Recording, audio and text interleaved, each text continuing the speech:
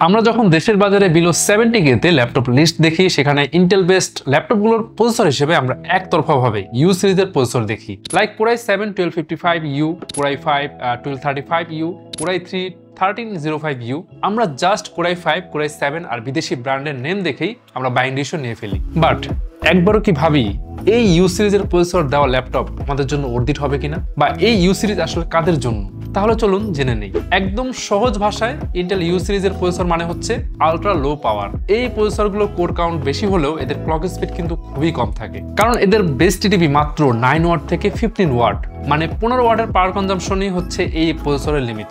Heavy task করতে গেলে আপনি কিন্তু এত কম টিডিপিতে সেই পারফরমেন্স পাবেন না, কারণ সেই স্ট্রেস নিতে গেলে প্রসেসরের টিডিপি 30 ওয়াট প্লাস হতে হবে। তো এখন তাহলে ইন্টেল ইউ সিরিজের প্রসেসর কাদের জন্য মূলত ইন্ট্রোডিউস করা হয়েছে? মূলত student, light office user, Word, Excel, Zoom meeting, web browsing এর সাথে কিছু মিডিয়া কনজাম্পশন।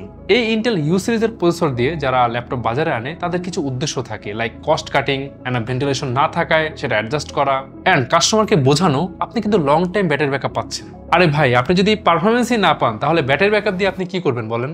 মেইনলি একটা ডিভাইস আপনাকে তখনই স্যাটিসফ্যাকশন দিতে পারবে যখন সেই device up to the mark performance দিতে পারবে।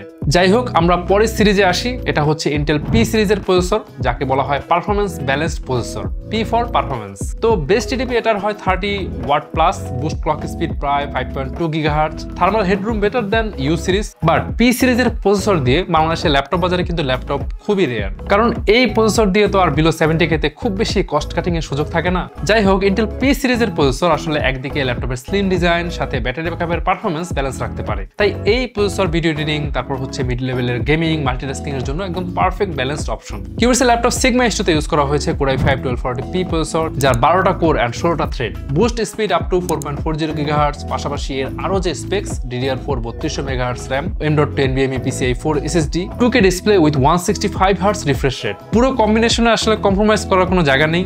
মাত্র 56 থেকে 66 হাজার টাকার বাজেট রেঞ্জে এই বেটার ডিল বাজারে আর কোথাও পাবেন না আপনি। যাই হোক, আমরা আবার প্রসেসরের দিকে যাই। তারপর আসছে ইন্টেল এইচ সিরিজের প্রসেসর, যাকে এক কথায় বলা হয় high performance processor, H for high performance. এই সিরিজের প্রসেসর সাধারণত গেমিং ল্যাপটপ, ওয়ার্কস্টেশন ল্যাপটপে আমরা দেখে থাকি। বেস টিডিপি 45 ওয়াট থেকে 65 ওয়াট পর্যন্ত হয়ে থাকে, ক্লক স্পিড অনেক হাই থাকে। মূলত এই সিরিজের প্রসেসরগুলো ডেস্কটপ লেভেলে পারফরমেন্স দেওয়ার জন্য ডিজাইন করা হয়েছে। এগুলোর বুস্ট ক্লক স্পিড অনেক বেশি থাকার ফলে টেম্পোরারি বুস্ট দিয়ে ভারী সফটওয়্যার, রেন্ডারিং, গেমিং এছাড়াও অন্যান্য যেসব হেভি টাস্ক রয়েছে সেখানে ফাস্ট পারফর্ম করে।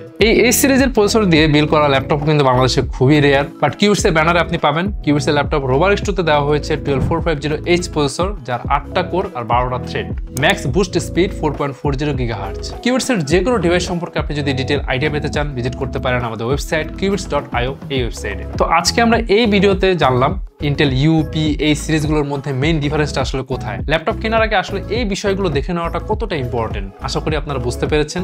যে কোনো কোয়ারিজ থাকলে অবশ্যই কমেন্ট করতে ভুলবেন না। আর 24/7 যখন খুশি আমাদের কল করতে পারছেন, আমাদের হটলাইন নাম্বার দেওয়া আছে ডেসক্রিপশনে। তাহলে আজকে ভিডিও এ পর্যন্তই, দেখা হবে পরে কোনো ভিডিওতে নতুন কোনো টপিকস নিয়ে। সে পর্যন্ত ভালো থাকুন, সুস্থ থাকুন।